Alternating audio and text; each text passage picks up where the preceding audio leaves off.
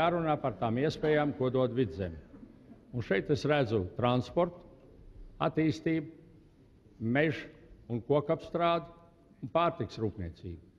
Un ir jāsubsidē katra jauna darba vieta, ir jāstimulē, lai šīs darba vietas tiktu veidotas, un veidojot infrastruktūru ar attiecīgu atbalstu, mēs spēsim divus jēdzienus - nodarbinātību un darba vietas ļoti labi atšķirt. Tas, ka mēs kādam iedodam 40 vai 100 lati, tā ir nodarbinātība. Tas, ka mēs izveidosim jaunas darba vietas, tas jau būs darbs uz ilgu laiku. Paldies! Viens jautājums, ko mēs varbūt palaidām visi garām, ir tie saucamie nozaru kvalifikācijas institūti vai iestādes. Un daudz lielu uzņēmumu Latvijā nodarbojās tieši ar šiem jautājumiem. Jo, ja viens cilvēks, kuram ir laba profesija, gadu vai vairāk šo profesiju nevar izmantot, viņš daudz ko zaudē.